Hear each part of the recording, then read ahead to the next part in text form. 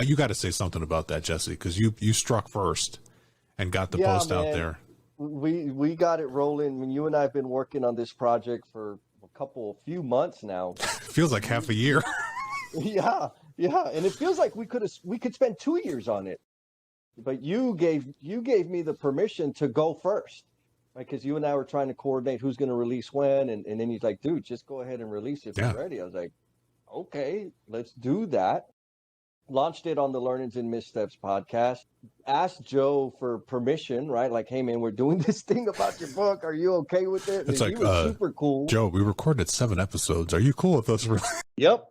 That's Felipe and I again going at it. This time you're on Calabosession number 7, which of course means there's 6 previous Calabosessions. And this wraps up the Lean Builder. And this conversation touches on PPC, Percent Plan Complete. And for all my people out there that know me, that have been around me preaching, screaming, yelling, hollering about PPC, you already know what's going to be coming. For the rest of the L&M family, the first timers, I get a little bit passionate about it. You know, there's been some ideas out there around incentivizing PPC, and I've been able to witness how that corrupts the people's behavior.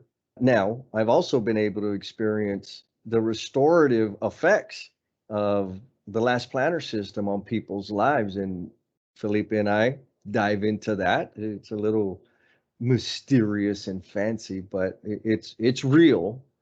And then we talk about some Jedi magic. The Force must be strong with those of us that are practicing the last planner system. I want to remind y'all that we do have a Patreon account, and the purpose of the Patreon account is to help us remain commercial free, except for me and my commercials. We really appreciate all the support that y'all have given us in maintaining our standard Learnings and Missteps episodes, where we're interviewing construction professionals and their journey through a career in the construction industry. And, you know, we drop a little hint of a future Calabosession. And I'm going to tell you right now, it is in the oven. And my co-host on that Calabosession is not going to be Felipe. We're going to bring the smiles. We're going to bring the energy. And it's going to be some thought-provoking stuff on how does Lean apply outside of the workspace? Is it even applicable in the personal relationship space? Ooh, keep your eye out for that. I know you're ready. You're ready for it. So here comes the good stuff. Boom. I got to say, Jesse, I am in awe of your TikTok game. I am serious, man. You just do it. Like, no excuses. Just make it happen. Like, it's consistent. It's on point. Like when you did the one with Keon's comment, I love that, man. You inspired me. I did a TikTok last night just to keep pace with you. Well, thank you, man. That is encouraging. I am no longer embarrassed of my TikTok game, so thank you. Never be embarrassed of your TikTok game, Jesse. And I mean, you saw Jason. He's in a public restaurant, and he's about to record a podcast on earbuds and just his webcam, and it's going to be fine. One thing that maybe I know I need to drive home for the audience, because I think in our knowledge and the years of experience, we kind of forget the beginner level. Yeah, right? We're talking, and so the context, like it's all about experimentation, right? But the main contributor to getting to that point of experimentation for continuous improvement is this need to be perfect. So people get caught up in designing the perfect experiment, and then they never do a damn thing. Yeah. Just do something. Start where you're at. Use what you got. Start right now. I was having a conversation earlier today, Jesse, and they were comparing themselves to 2 people, and they were saying, like, as compared to so-and-so, I can't even start this. And I was like, what? Why can't you start it? I was like, you need to start it. And when you start it, it's not going to be that good. And that's okay. Give yourself some permission, some leeway to grow. Yeah. Listen to episode 0 and you will see, you will see, I gave myself all kinds of permission to grow. Episode 0 of the podcast. It's rough, man. The audio's horrible, but hell with Confirmed. it. I gotta let it hang out. Confirmed. But Jesse, the storytelling and what was discussed in episode 0 is what makes people hold on and listen to the whole thing. Yeah, thank you. Yeah, my first episode, I mean, it's like, ugh. I watched it, and I say ugh on myself, not Josh. Right, Josh was awesome on my my show. Like, he was perfect, and it was good. What kept people coming back and why there was a show 2 was because of the content. Content reigns supreme. Today, ladies and gentlemen, if you're joining us, we're covering Chapter 7 from The Lean Builder. I got to say, Jesse, for all the people listening and are going to stick with us through the whole thing, shout out to Joe and Keon supporting us on LinkedIn and encouraging this endeavor. I mean, that was just lovely. You got to say something about that, Jesse, because you struck first and got the post out there. We got it rolling. When you and I have been working on this project for a few months now. Feels like half a year. Yeah, and it feels like we could spend 2 years on it. But you gave me the permission to go first, right? Because you and I were trying to coordinate who's going to release when, and then he's like, "Dude, just go ahead and release it if you're ready." I was like, "Okay, let's do that." Launched it on the Learnings and Missteps podcast. Asked Joe for permission, right? Like, "Hey, man, we're doing this thing about your book. Are you okay with it?" It's like, he was super cool. Joe, we recorded 7 episodes. Are you cool with us? Exactly. Maybe we should talk to them. And man, like the response from Keon first and then Joe, like they appreciated it. It was clear that they listened, like they took it all in, and then they posted on their stuff, right? Their personal accounts and on the Lean Builder account. Like for me, that is pretty damn monumental. It goes to show when we're all working towards a shared goal, the value that you can add is you just have no idea what it is until you go out there and just try it, just experiment it. And people that are like-minded will appreciate it. And so that was a big hurdle for me to see them receive it and then share, right? Project it out to their network. Right. Hey, check out the Learnings and Missteps podcast and check out their review of the thing about all the food, right? Felipe's comments about there's so much damn food in chapter 1, and it's very meaningful. It was moving and very meaningful. It was really lovely. And Jesse organized the call with Joe, and Joe was like, "You guys, would it be cool if I come on the last chapter and like join you?" And we were like, "Yes." Mm-hmm. That's gonna be awesome. And he's threatening to bring Keon, so we'll see. Yeah, I got my fingers crossed for Keon to show up. That'd be fun.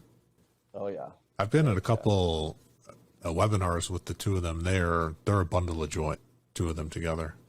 Are we still sitting where we are today in time, ladies and gentlemen? We have not recorded said episode yet with Joe and Keon. We're just gonna start saying the Joe and Keon show, the one that closes it down, the final episode. It'll be chapter 8 when we bring Joe and Keon in. I can't believe, Jesse, I'm getting so sad that it's actually going to come to an end. Well, I have an idea, depending on the feedback for the people we are serving. I have an idea for a follow-up. Oh, I like this. I've got to get permission, but a very close friend, very dear friend to me, had wrote it's titled Lean Love. Okay. And it's just 5 little sheets, and it's 5S'ing for relationships, personal relationships. So I got to get her permission first. But man, let me tell you, it is deep, serious content. So I'd like to propose that as a follow-on to this. I love that. Schedules permitting, permission permitting, and again, our client, like the people out there. We may have another round of this stuff, but we need to know from you if you want another round of it. I mean, we could do it just for Joe and Keon, for their entertainment, because they were royally entertained. Absolutely. Check out my YouTube channel. I did a video on their 2 reactions to Jesse's post on LinkedIn. So it's beautiful. Nice. I will check it out. I haven't checked it out yet. Yeah. It's going to go on YouTube soon, but it's on TikTok right now. I'll get it on YouTube and I'll put it on LinkedIn. Oh, I saw it on TikTok. I saw that one. Beautiful. Good. I got the preview because I'm on the in crowd. Cool. Okay. Yeah. So chapter 7, ladies and gentlemen, is one of the most controversial chapters of the entire part of critical path method scheduling and last planner hate, or vice versa, depending on where you're sitting in the conference room, what side of the table you're on. It could just be all hate all around. Yeah. But PPC, the most missed acronym, probably misspoken even more than the EBFC show. It stands for percent plan complete. If you watch my eyes on the replay of the video, even I had to put my eyes on paper to make sure I didn't reverse the order of the words. Because some people even say percent promises complete. You've heard that, right? I have heard that. What do you say, Jesse? You know, here's what I say. I say whatever arrangement of the damn words helps the person I'm serving use it to their benefit, I'm going to let them use it. And once they start experiencing value from it, then we'll make the correction to the appropriate definition. How's that? I took 2 swigs. I drank to that, man. I like that. Yeah, I'm not going to get caught up on percent plan percent, like, call it what you need to call it, man. I just want to help you figure out how to make your day easier by using it. And then we'll come back and do some housekeeping. But again, that's my style, Felipe. Quick and dirty, baby. Let's get this ball rolling. Quick and dirty. Let's go, man. Jump me in. Where are we going in the book? So first page. The first time I read this, I was like, all right, now we're getting to like real construction. It says, morning sunshine. Alan greeted Sam as he opened the door. And it says, ready to thump these stripers today. But when I first read it, yeah. I read strippers. And I'm like, hold on. Like, oh no, they're going fishing. That's awesome. I just thought we were going to go down like my path in the industry. Oh, I thought you were about to say that you were going to go down a pole. Yes. Get the pole out, baby. Got to make some money. My goodness. For people, Jesse and I have been awake for a long time today. So our energy is like up here. It's going to be loose. Out. Yeah, it's going to be loose this whole show. I had to look it up too. I was like, I'm sure it's some kind of fish. Yes. Thank goodness you turn the page and it's a picture of them in the car. And I was like, okay. You know, when you're just looking at here in chapter 7 is we're almost to the end of the book. Mm-hmm. The illustrator is drawing them younger. You're looking at all the pictures. They're just getting younger as time goes on. You know what it is? It's the restorative benefits of practicing the last planner, that their stress has dissipated so much that their youth is coming back to their face. Oh, I like that, Jesse. It's like my hair. Well, the more last planner I do, the blacker my hair can become, and the more it can grow back in and not be so Count Dracula. Because they're sleeping more, they're eating better, they're spending time with their loved ones. Like their life is becoming more stable. Whole life. The whole thing. That's why. That's exactly what that picture is intended to communicate. I love that. That's what they meant. For people reading along with us as we go, we're on page 146 in the book. Powerful illustrator here in the Lean Builder, keeping it real. Thank you for that. Yeah, Jesse, you're totally right, man. They're not drinking as much coffee. Still drinking the coffee, but not as much. Of course. Yep. They're laughing. This is like one of the first times in the book that I think that they're laughing together, which is a beautiful thing. Right? They're on their way to go fishing. Like, come on. What more could you ask for? So I jumped right through that, those first few pages, and ended up on page 148, where Alan's talking about the first statement on the first full paragraph. The craftsmen aren't what they once were either. Ooh. And yeah. Ooh, we gotta pause on that one. Oh man, this is where conversation. Yeah, I mean, this is like a repeated conversation. I shut somebody down the other day talking in Clubhouse because they made almost this exact same comment. And I said, whoa, whoa, whoa. Looking at the people in the room who are here right now, there isn't a tradesperson in the room to defend themselves for this accusation. And I was like, I don't feel comfortable with you making that statement. And the person who was making the statement was the general contractor. And I said, could it be, Mr. General Contractor, that on your site where you're having this bad experience, you're not setting up the teams for success? But go ahead, Jesse. That's part of the point. Here's the thing. The human nature, like the human side of me, is it's very easy for me to blame the general contractor that they didn't set the project up for success. The reality is we all play into it, right? We got this big old poo-poo sandwich, and we all need to take our bite out of it. Now, but the comment of, they don't make them like they used to, I feel like that conversation has been happening for centuries. Right? You can take that to generational conversation, right? This generation is different. And there's we find any excuse to deflect ownership. Now, this one specifically talking about, the trades, they're just not the same, and the quality and the care and the pride and all this stuff. I don't buy it. I can't buy it because I can have the same argument. Superintendents and project managers and engineers were way better back in the day. So we're referencing this point of time that we never really experienced. Yeah. And if we did experience it, when we were living it, our knowledge base was much less. Our wherewithal and self-awareness was underdeveloped. So your point of reference is an immature point of reference. So how do you validate the accuracy and say they were better, things were better, plans were better in a time that you did not experience? And maybe you can. And is it even worth validating? How about we just focus our energy and change the situation that we're living right now? What are you going to do to make it better? Take some ownership and stop deflecting and blaming it on the trades. And there's a lot of conversation within our industry about appreciation for the professionals that are in our industry, the men and women that do the actual value creation, the tradesmen, the tradeswomen, the craft workers out there. I think generally in our industry, we'll all say that it's inappropriate. We need to appreciate them better.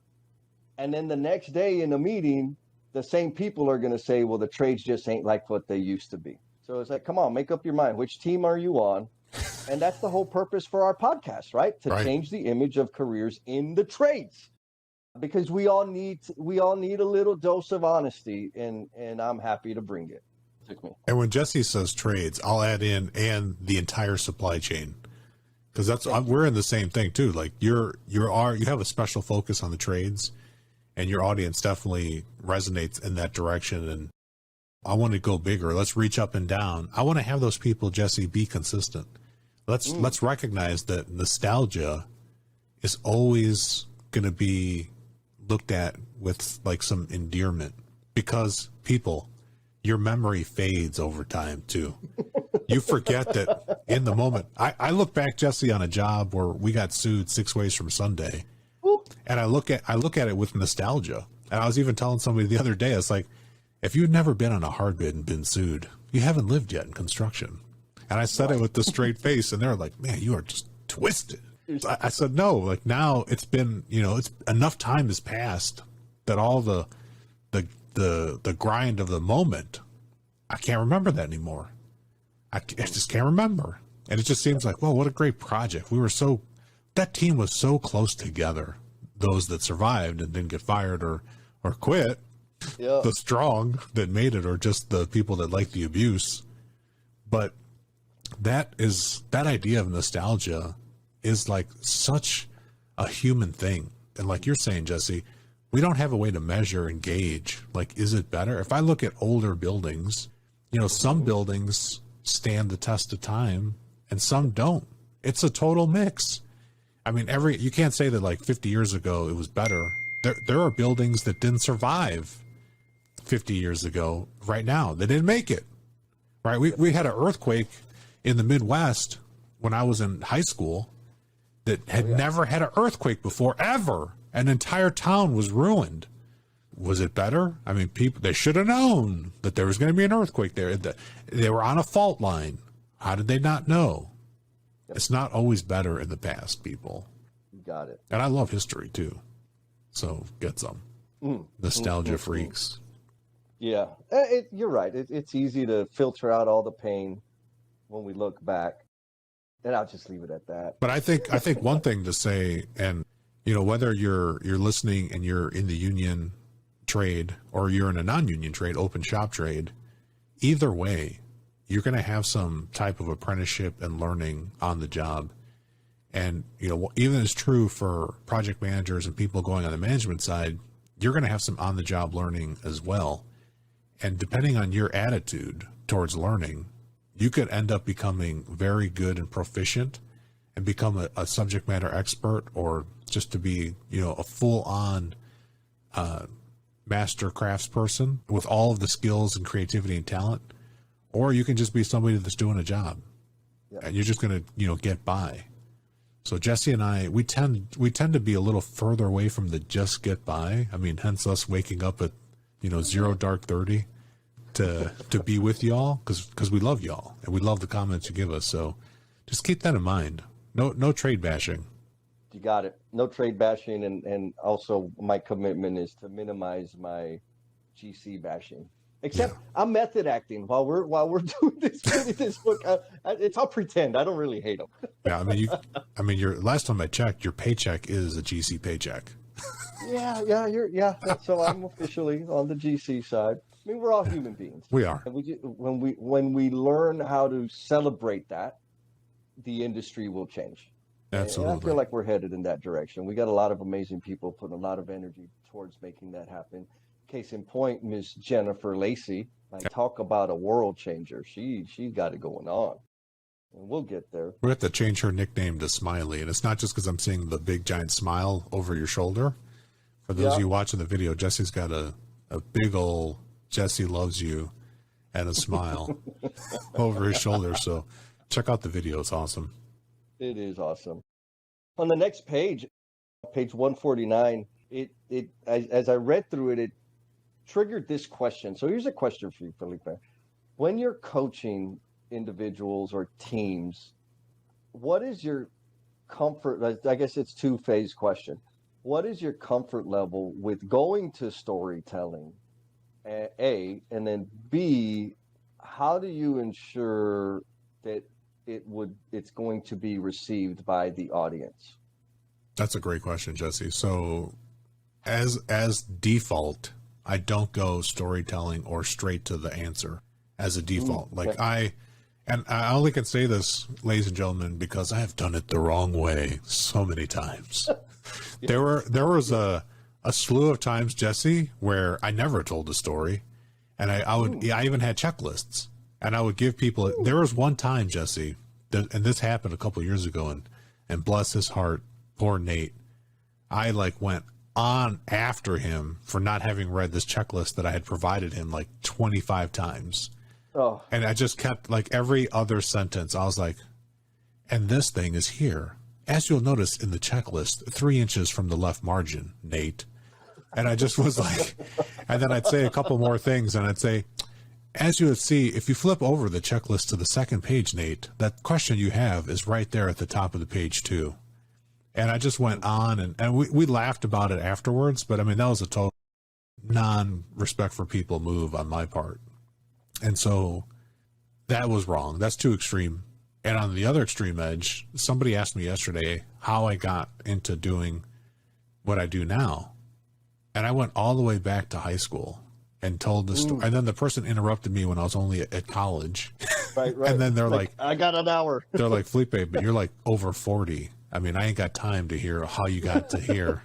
And so that was just yesterday, Jesse. So I went to the extreme other side. I got to somewhere balance when it's been done right. When I'm coaching in a coaching session, if we're in it, if we're in the throes of something, if we're doing a job walk and we're trying to find flow, I may stop and tell a story that helps to bring a point to life. But I won't start with the story. Now, if we're in a classroom setting, I will intentionally have some stories to give people an example only for this reason, Jesse. I need them to be able to see themselves in it. So I was talking to a person in your neck of the woods yesterday in Tejas, and they were all the way from Houston. And they're actually not originally from Houston. They're from West Texas, but for this story, they're from Houston. They're Houston, because Houstonian sounds cooler than a West Texan. I don't know. I mean, are you technically West Texas? South Texas, baby. Okay, South Texas. All right, now I know San Antonio, South Texas, double S it. So this particular person had asked me a question about what's it going to be like to have you come in and facilitate a meeting. So for that question, in this coaching conversation, I had to give a story. And I just gave a short story relating to the project that I knew they had some experience with. And I used real people's names. And it's a real story. I told a real story short, like within 2 minutes. And that was just to set a little bit of background. And then I made sure that as I was ending my little 2-minute spiel, I asked a question. How do you see starting? What do you think is the first thing we should do? And then other questions like that. And I just noticed that my name is behind your head, which is freaking awesome. I like how Felipe is just like right above your hair. I just caught that. That is what I'm aspiring to. Well, I don't know why I'm at the bottom of the list. Ladies and gentlemen, there are people above me. And then Jesse, that's the perfect thing. I'll mix in some humor in all of my stories now. And I find that when I do that, I'm being more natural. Like, yeah, I know something, but I want to make sure I'm connecting with them. So I'll pause, I'll wait, and I don't push the checklist as hard anymore. How about you? It's pretty similar to you, and to say it maybe in such a way that somebody can take it and apply it in their coaching. I think of it in terms of a sliding scale. Okay. Right on the far right hand side, it's coaching. Right, I'm asking questions to help the individual examine their thinking. I'm asking questions to help them discover the answer or the solution or the countermeasure, whatever we want to call it. It's on the far right. On the far left of the scale, based on the individual's understanding and capabilities, I may tell them what to do. I may have to give them the checklist and say, do it this way in this order, because their knowledge base is thin. Right. And in between there's space for some storytelling. And usually I'll introduce the storytelling by asking permission. And I think Alan did that in this case, right? Like, can I tell you a story real quick? And I'll ask, is it okay if I give you a story? Because I've discovered that some people, they don't want a story. They just want the facts. Right. Okay, great. And some people are like, stop with the damn facts, man. Can you put it in context for what it means to me? Okay, I could do that. And to your point earlier, when I started doing this kind of coaching, culture change management work, I had the checklist too. And this is what you need to do. And this is how you're supposed to do it. And this is what you failed to do. Like, I did so little listening. It was horrible. And then when I discovered like this humble inquiry methodology, then that's all I did was ask these open-ended questions. And some people, I mean, I had one guy who was perfect. He told me, Jesse, could you cut the Jedi bullshit and just tell me what to do? I was like, oh, because sometimes people, I mean, the open-ended questions, it's challenging, it's brain twisting. And sometimes they're just not there yet. And that's okay. Then I'll back off and I'll say, well, from my perspective, it feels like there's a few options here. Here are the options I think you're saying. What do you think? And then that helps kind of get them closer to making their decision. And again, I keep going back further and further based on where they're at and how much bandwidth they have to think about things. And if they just don't have the experience and the knowledge base, I just tell them what to do. Here's what you should do. And then let's circle back. It's like teaching a kid to tie their shoes. You don't ask them open-ended questions until they figure out how to tie their shoes. You'll never get there. Hold here. You do. Turn. Yes. You Tight. do it for them. Yep. And then after you do it for them, you do it with them. And then after you do it with them, they do it under your supervision. And after that, you let them roll. And so that sums up my coaching style today. I'm pretty sure it'll evolve. I hope it will. But that's how I approach it. I like that. The shoe tie analogy is very good. Yeah, in the book, Alan did ask Sam's permission to tell him a story. He told one of my most favorite stories of all time. Yeah. 100% stolen from Stephen Covey, Joe and Keon. I'm watching 7 Habits. 7 Habits of Highly Effective People. Habit number 7. Jesse, you know what it is. Sharpen the saw. That's right. Yep. And I wonder, you know what? I don't wonder, because these guys are just forward thinking. Joe and Keon are. They placed the 7th habit in chapter 7. I know that gets a bell. I mean, all day long. That was well done. Yeah. Well, I'm telling you, they just know. The Jedi. We'll interrogate Joe and see, if it's him or Keon. We could ask him that on the next chapter. Like, tell us exactly your thinking behind including the 7th habit, exactly where you put it. On chapter 7. Let's see, does it show up at the start of a page that ends in 147 too? Oh, no, it's 152. Oh. There's the formula they used, a mathematical formula that generated 152 to be the ideal spot for it. Yeah. That's what they did. I love that, man. Speaking of formulas, are you going to come back to PPC? What's the formula for PPC, Jesse? PPC, it is the amount of planned activities completed divided by the amount of activities planned. Did I get that backwards? No, you got it right. Times 100 to give you a percentage. Yeah, times 100 gives you the percent. It's perfect. Yeah. It's simple math. And you could just, for real, man, you could just let it be that easy. But then that's one big complicated thing that people like to play with. The next enormously complicated thing that's really not is the activity complete, yes or no? Oh, yeah. That's like in that's not specific just to construction being so problematic. In Agile world, and Scrum in particular, this was something that was a challenge since the 90s when Jeff was first putting this together. They even had to give it a special phrasing. In Scrum, they call it the definition of done, set by the team. Yes. And there's a whole ethos around how do people decide? And I've heard people say and they don't say it in a way that it's a question. They say it in a way that it's a complaint. And it's typically somebody who's of the project manager persuasion. And they're like, you mean you're just going to let people decide when something's done? I'm like, let people I'm like, man, that just sounds so, that whole, and we say it's binary. It's either done or it's not done. Half done is not done. 60% complete is not complete. Work in progress is not completed work. It's still happening.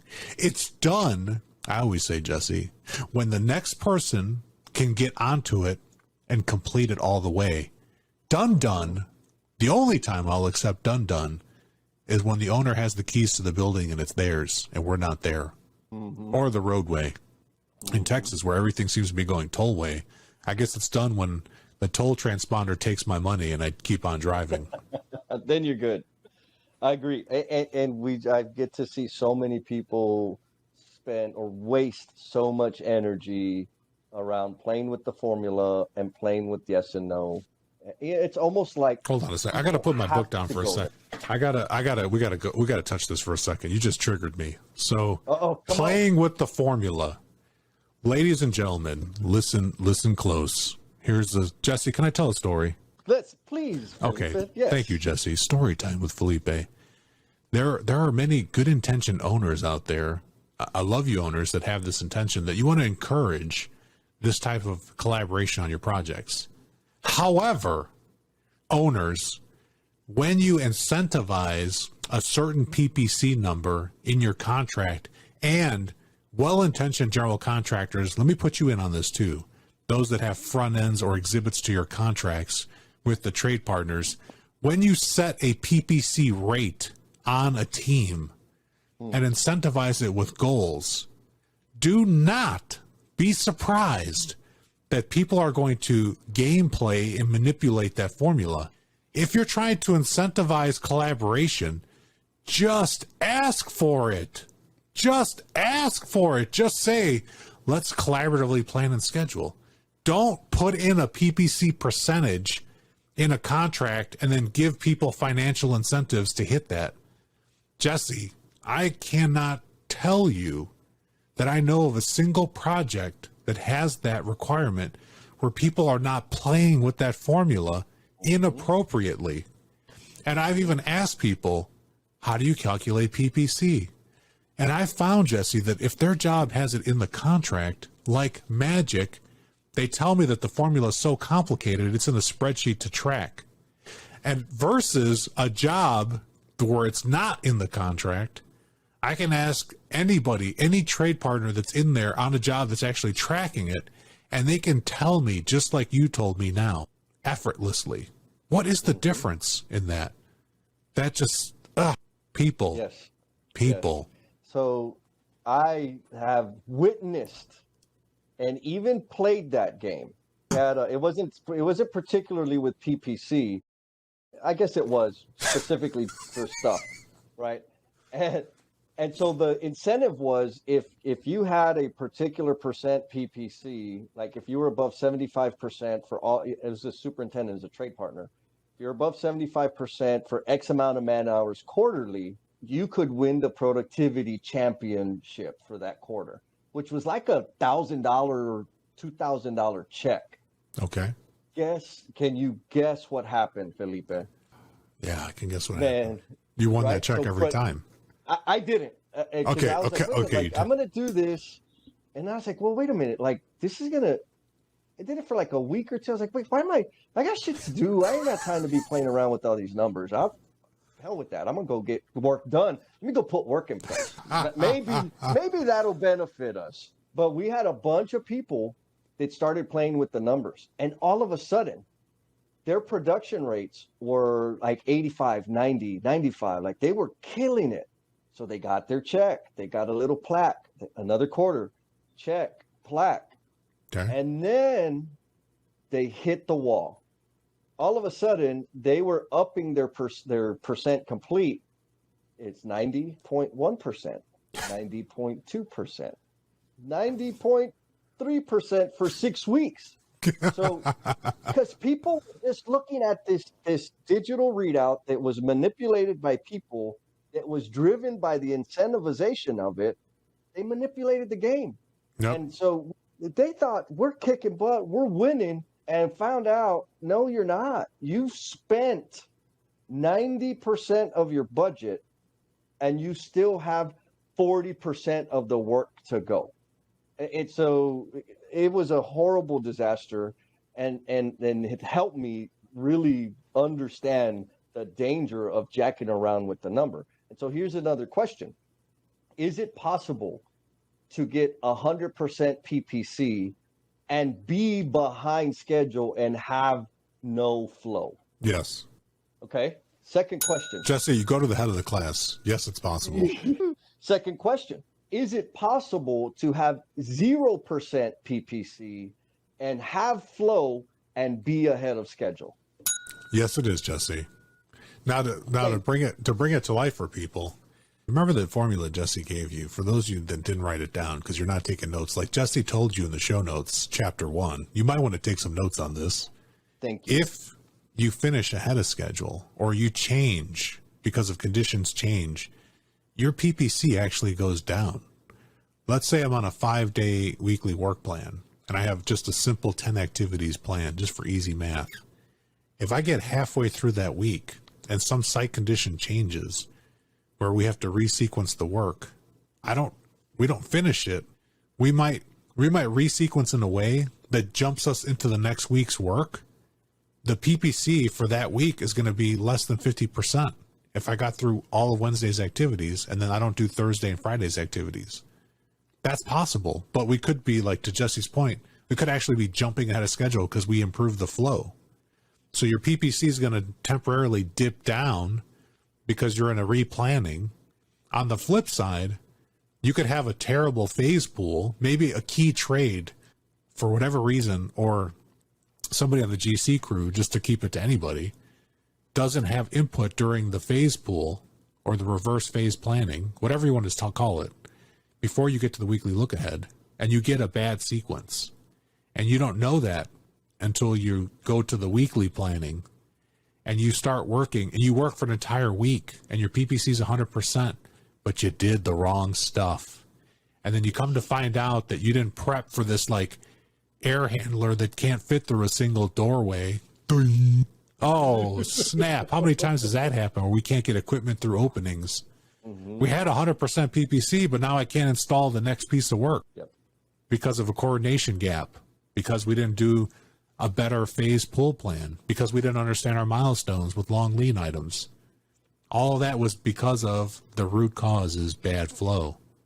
So bad flow can allow you to hit 100% PPC, but do the wrong thing quickly. Yep. So focus on flow, people. Stop playing games.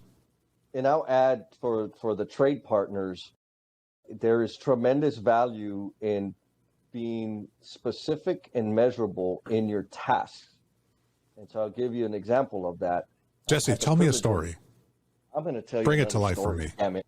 So when I was on the trade partner side, I was the LPS champion, if you will, for the business unit. And so I took it very seriously and coached our people. And there's a progression, kind of like the shoe tying story or scenario.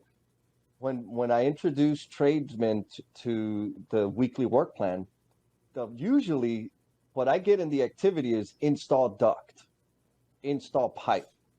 And so, of course, they're going to hit 100% PPC, because all you really have to do is install one piece of duct and you've achieved the goal. That's right. Now, specific and measurable is different, because specific is I'm going to install the medium pressure duct on quad A, second floor. Measurable, I am going to install 680 feet of that. And so now I can measure, did I achieve the target? And it serves you better, but in terms of problem solving, right? So we're going to get to that. But PPC is not, you're not finished. If all you did was do the number, all you did was divide, you are not done. The next piece, which our homeboy Adam Hoots, who is very passionate about, and I agree with them, he's worried about the percent incomplete, because we need to do some problem solving. Whatever didn't get completed as planned, we need to dive deeper into it to understand what kept it from being finished.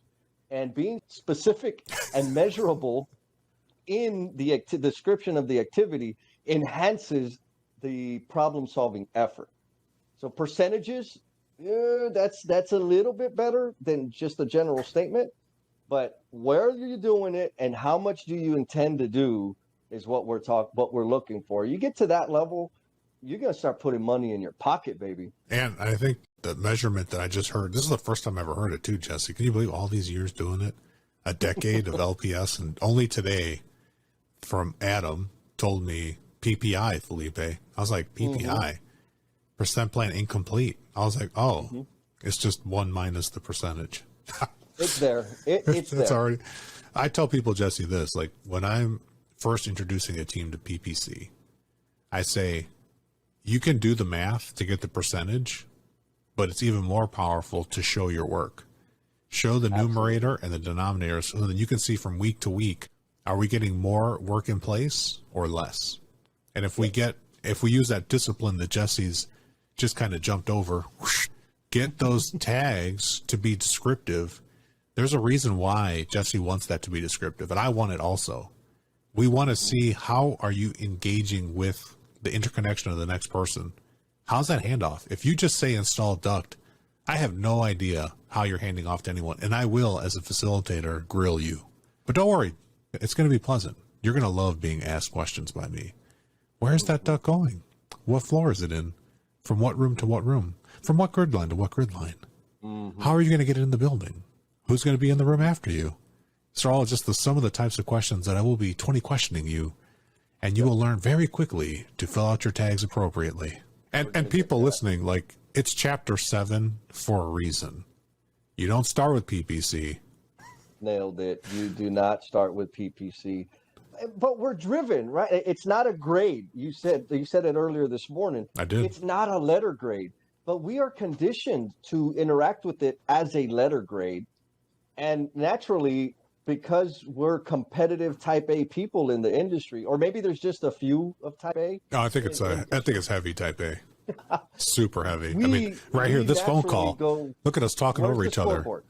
Yep. Go ahead, Jesse. We naturally go to, where's the scoreboard? What's the score? If we don't have a scoreboard, we don't really care. Generally speaking, right? In our industry, that's what we need. Are we winning? I need a schedule, scoreboard. I need PPC, scoreboard. I need a budget, scoreboard. Let's talk about the culture. How do you measure that? No scoreboard for that. I don't care about the most important thing. So obviously we got to get better at coming up with some scoreboards for the culture on the project. And I think Jennifer Lacey's probably got a lead on the rest of us as to what metrics or what things are indicating of a fantastic culture. But I'm getting off base there. No, you're good, man. There are definitely other things to measure besides PPC, and some of the things like what Jennifer's doing at her company and what Juan's doing at his company, and even in my company, we're on IPD jobs, integrated project delivery. You got to measure team health. Yes. Team health is more important than your PPC. If you have to sacrifice, because there's only so much time in the day, it is more important to understand. Well, how are people feeling? How are people working? That is a forward predictor of how the team is going to do, whereas PPC is a dashboard, rear view mirror metric of what happened in the past. Does not predict the future. Yesterday's PPC does not tell me anything about tomorrow's PPC. Right. And now we're talking about lead and lag indicators. Yes. PPC is a lagging indicator. Thank you, Jesse. I'm ESL, and I couldn't remember that word. Yep. Gracias, Jesse. You got it, right? It's leading and lagging indicators. Leading indicator, team code, team health. Lagging indicator, PPC. You got poor team health, things ain't going to be fun. Do something about that. Fix that first. Mm-hmm. Don't worry about PPC yet. No, get that. Yes. My philosophy in coaching and supporting folks with the last planner system is, if your team environment is jacked up, we ain't talking about no last planner stuff yet. Let's get this team thing fixed first. And often, maybe less often than maybe 5 years ago, but often they're kind of like, why are you worried about that? That's not your job. I'm like, well, you'll understand that it is absolutely my job to ensure that this environment is solid before we start playing around with this other stuff. Because we can play around with this other stuff all day long, and it ain't going to help nobody. All it's going to do is add burden to your day if we're not functioning as a team. That's right. And we say the same thing. Scrum has a metric as well for advanced teams called velocity. And I next to never introduce velocity to someone coming at it at the first time. I usually say, like, when you get tired, or when you feel like you've mastered what you've been put in front of you to do something new, and you raise your hand and come back to me, we'll talk about velocity in the future. Yes, I have the same approach. How often do people want that velocity concept right out of the gate? Oh, like 8 out of 10 times. Because like what you said, Jesse, they want to measure. If you've ever, ladies and gentlemen, you ever watched a sports game? I myself am a Cubs fan, but as a child, I used to watch a lot of football. And there's something weird happened, Jesse. One time when I was a kid, I won't say how old I was. I'll just say when I was a kid, I put some money on a game. When I was gambling on the game, it was the most exciting football game I'd ever seen in my life. Oh, yeah. And I was like, I remember being into football. I was thinking, like, wow, that game was like, something was like magical about that game. And it's because I won a ton of money. Thank you, Kansas City, back in the day. Put some pizza money in my pocket. But it's that same phenomenon. Like, we get more emotionally invested when we have some skin in the game. We have something riding on it. And I think a lot of the people in projects, Jesse, especially those that are looking for, how do I measure, if I'm going to do something, like they just want to know that they're doing it well or not. Yes. So I think that's a part of it. It's not always malicious. Like, it's not always that project manager that just wants to beat his team down with the stick, or her team, because there've been some mean female project managers as well. 100%. Oh yeah. Yep. It's not always that. Sometimes they just want to know how they're doing. And like Jesse said, if the people are doing well emotionally, physically, they're in a good environment, then you can add on these extra things, because doing PPC is an extra thing to do. It is. It is. And so that's a perfect segue into my problem or appreciation for the situation around PPC. Too many people want to start with it. We discussed that. But I've seen many, many teams practicing Last Planner, learning how to get good at it, and they get the number and they stop at the number. And they wonder what's the value of PPC and tracking the constraints and, categorizing it. Why would I do this? And then they go to the trades and they say, all right, this is y'all's PPC, and nothing gets better. Like it doesn't get better. And they're wondering, like, why? It's like, well, because you haven't finished. You haven't closed the loop. PPC, you're not finished. Now, to Adam Hoots' passion, let's start looking at the incomplete items. And let's dive into that. We track the reasons for variance so that we can, again, like you said earlier, there's only so many hours in the day. Right. So we're going to track those things so that we can feed it into a Pareto chart so we can see visually what is kicking us in the face the most often, with the highest frequency. And let's deploy some problem-solving efforts on that one. Because if I can bring that one down, it's going to have the biggest impact overall. So find the PPC, look at the things that didn't get done, and then do some research. Go out, please don't slap me, but go to the Gemba, right? Go to where the freaking work is happening and where the breakdown exists. Don't ask people in the trailer, why didn't you get done? Why? Go see for yourself.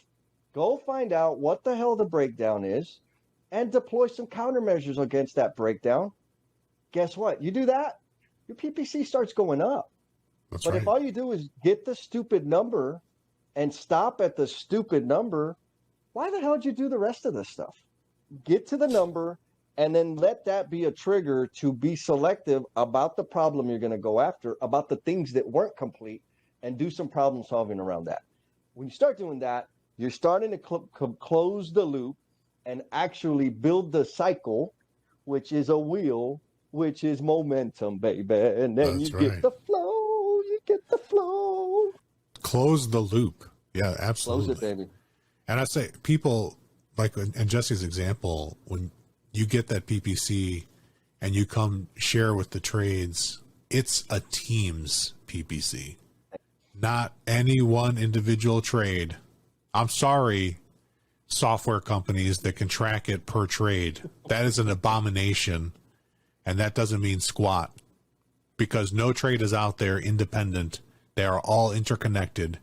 And just because the math can come out and give you independent PPC, it doesn't mean anything. It's meaningless. It's a team's PPC. It's the project's PPC.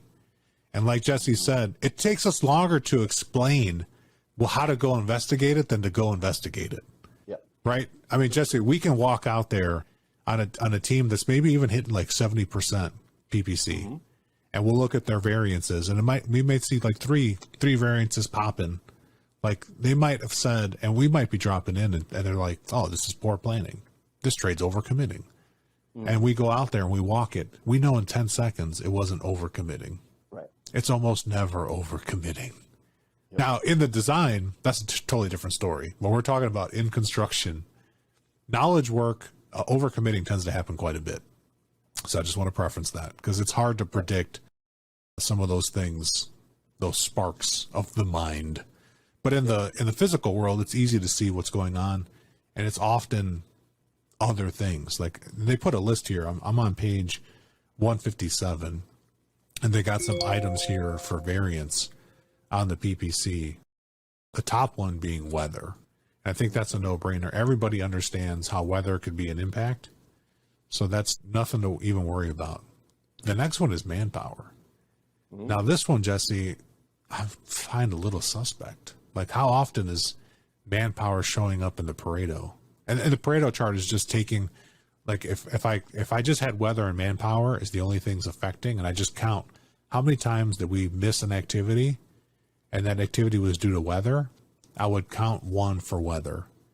And if I had 10 activities and we had, a snowstorm in San Antonio like we did this year, and I couldn't work for a couple weeks, I would have like all of these weather impacts tallied.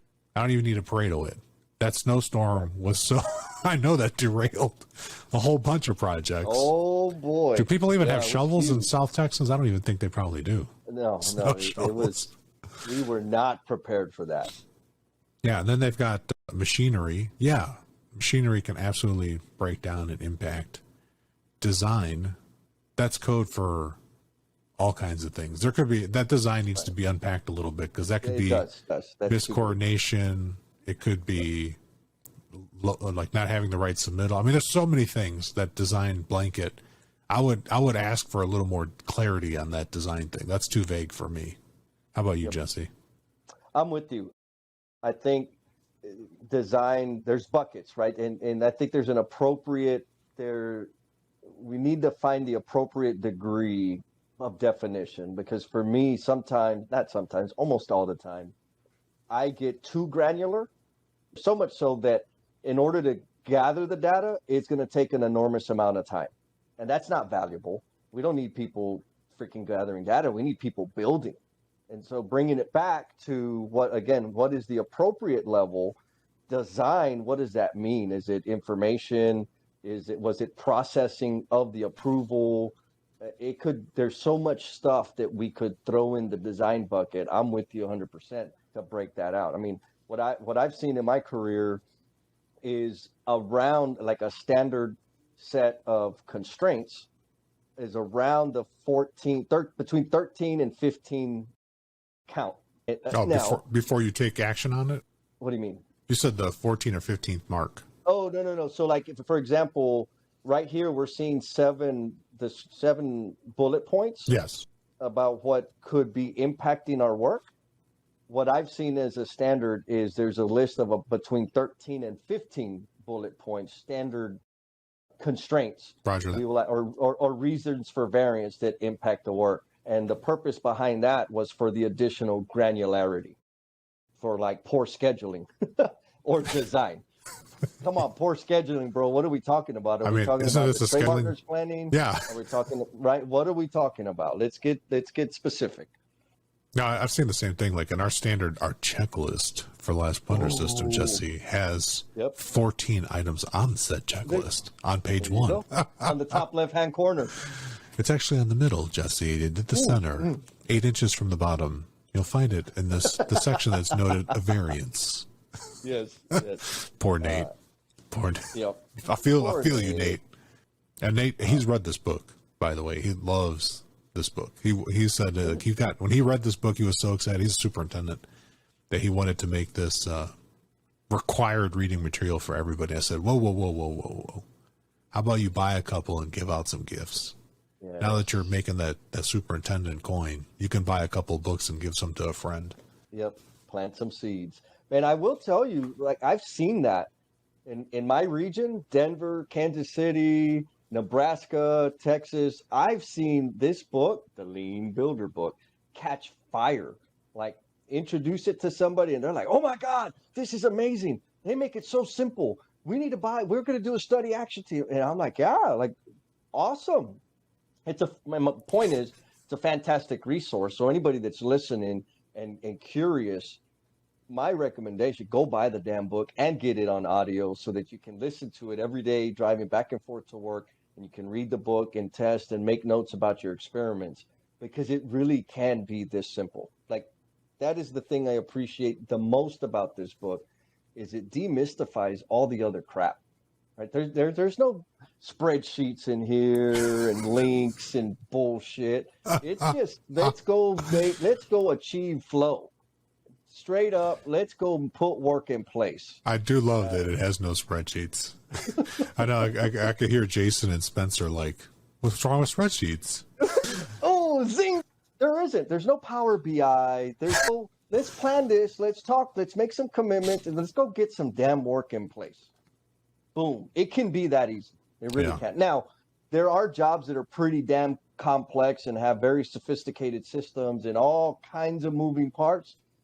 And in that case, then I maybe would say, yeah, let's introduce some technology to help manage that. But it's not always going to make it better. I guess that's the point. If the technology doesn't serve the process and the people, don't freaking use it.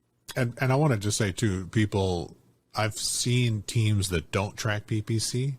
I will go in and look at their board and I'll calculate it like on a little post-it note that I just keep to myself. And I'll kind of mark how they're doing over time. So if you know how to calculate PPC, you can absolutely figure it out on your own. And then I use that to go see something special, something particular. I'll go look at variances. And one of the people, Jesse, who's been doing this for a long time, is a structural engineer in California. Shout out to Bueller and Bueller that has been after pull planning and design, last planner system design for over 20 years. They will take the sticky note, Jesse, fold it up halfway, and they'll write the variance right on the back of the sticky. And then so when you stand back on their board, you'll see these half-folded Post-its, and you'll see variance, visually see it. There's no spreadsheet, man. It's just right there in your face, and they just write it right on there. It just takes a second. And one of the things that they taught me, shout out to Ron taught Felipe. Ron said, you just turn around and you say out loud what the variance is so that everybody on the team can hear it and everybody learns like what's getting in our way together rather than a separate exercise. So I just love that. Thank you, Ron. That's a gift. That's gold, baby. For all the listeners out there, that's gold. And so I'm going to tell another story, if I may, Felipe. Please. On page 159, I guess the first full paragraph, it talks about what I've noticed from our trade partners is the squeaky wheel with the most data gets the oil. And when I read that, it took me back to a situation on a project. It was a pretty large project, and the GC was not doing last planner system. Okay. It was just the mechanical contractor, and we recruited the electrician because MEP, we've got some leverage. And actually, we were kind of kicking each other's face, and we said, oh, this hurts. Let's play nice together, and it'll hurt less. Yeah, let's kick the GC. Don't kick each other. Right. Let's figure out how to get this damn job done. And so I was responsible for manpower, and this project had way more manpower than they theoretically should have had. And so I had to go figure out, like, why is this happening? And so I started, and they were doing it, right? Our team was doing the last planner system, and their PPC was about 40 to 50. Okay. And I said, okay, awesome. Like, that's kind of what I figured. What's the main contributor? And it was prerequisite tasks. I said, oh, okay. So let me make sure you're not just finger pointing. And to, like you said earlier, let me go out. I got my list of all the weekly work plan and the things that have been kicking us, like we couldn't complete. Let me go see what's going on. And about 70% of the time, it was prerequisite tasks. The tile wasn't grouted, the countertop was, and we're in finishes, right? So a gazillion loose ends all over the world. Oh, man. GC's pushing pressure. Hurry, you need more people. What's that? I said, keep going, man. I was flashing back like, I know that job too well, Jesse. You know, right? You just said incomplete tile. Incomplete tile in my mind. I flashed like 25 different projects, 25 different rooms, 1,000 different examples, a 6,000 item punch list. I'm triggered, Jesse. Keep going. You clearly were walking this job with me, Felipe, because you just described it to a T. All ceiling tile, like everything. Yeah, Mystic ceiling tiles, flags everywhere. Oh, even better, kitchen equipment, mechanical room, like BAS, everything, loose ends everywhere. And so I came back to the team, and the purpose of this story is so that trade partners, again, even if the general contractor is not applying it, this could change your world. So I came back, talked to our project manager, said, hey, bro, like here, I see all the things that aren't complete. And this is my 2-hour walk of constraints, like very specific, not the general bucket. Right. It is this scope of work needs to be complete to free this work up. And so I went down that list with them. And he's like, yeah, I have that list. I said, oh, well, let me see it. Dude, he had a spreadsheet. And I was like, okay, this is good. Like this is good information. What are you doing with the spreadsheet? What do you mean? Like, so you're creating it, like you have very actionable information. You're tracking it. But what are you doing with it?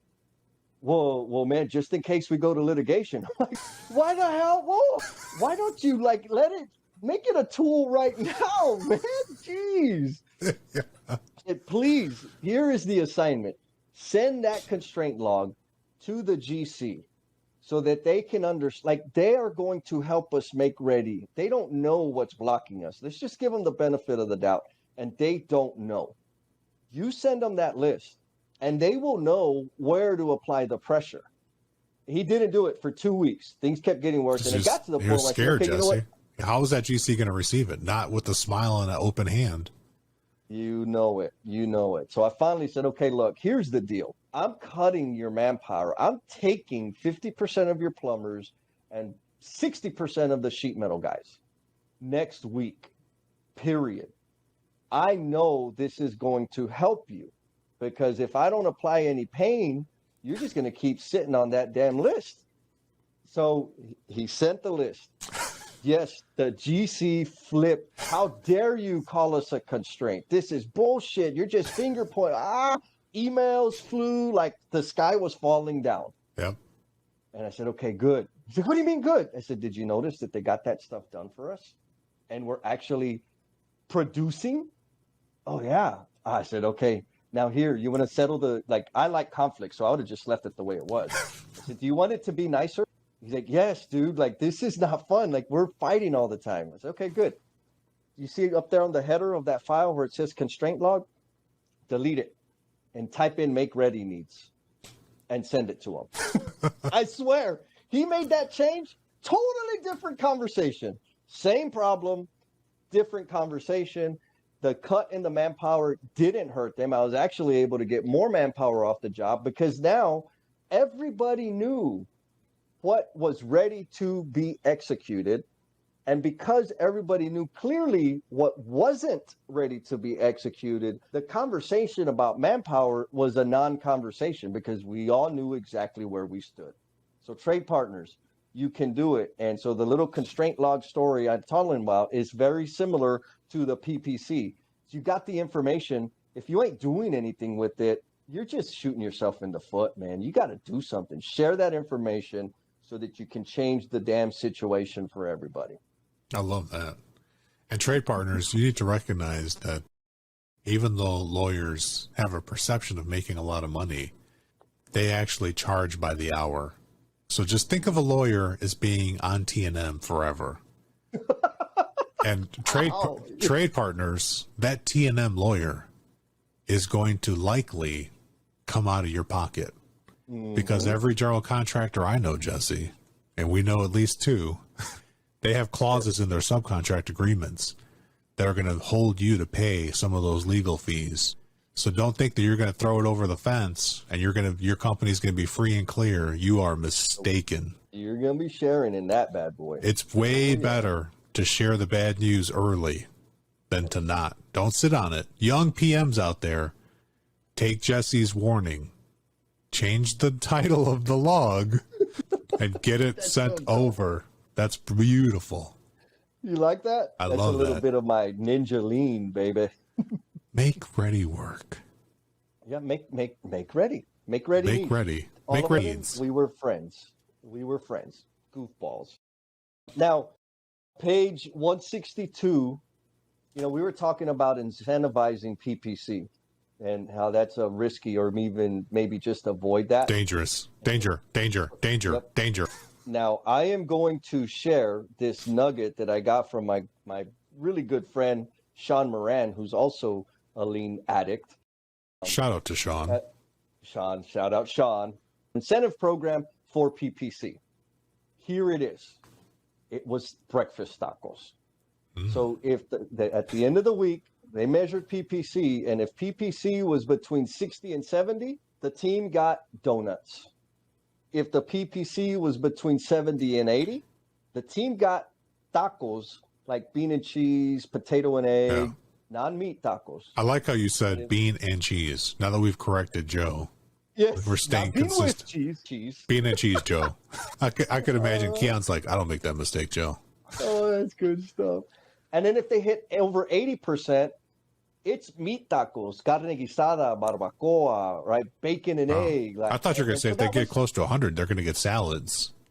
Yeah. If you hit 100, you get a salad. I'm just messing with you. But the powerful thing here is they celebrated that as a team. This is our PPC. And because we all contributed to this degree, this is how we're going to celebrate. That is a proper incentive program for PPC. What do you think? I totally agree. And GC's, I mean, because he's a GC. Yes. You got that cash. Like, it's easy to, I mean, think about that.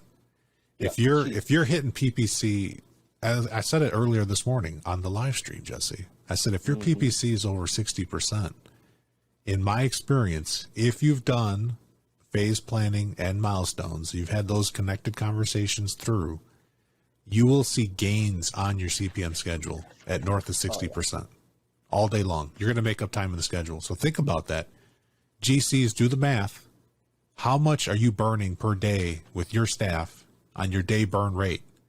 It's thousands of dollars. And it's the same crews with high labor counts. It could be tens of thousands, could be hundreds of thousands, and on some jobs, millions.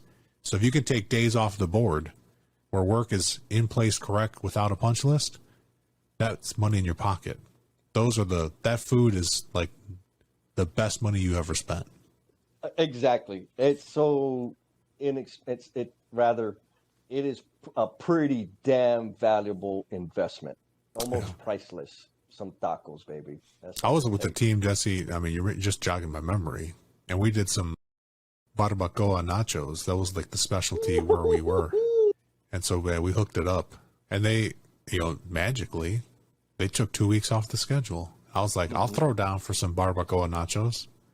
Oh, dude. That's a fun expense report, by the way. And you're like, oh yeah, this meal is we made up 2 weeks in the schedule. Nobody's going to turn that down. That takes us to the end of the story right there, Jesse. It does. We're at the end.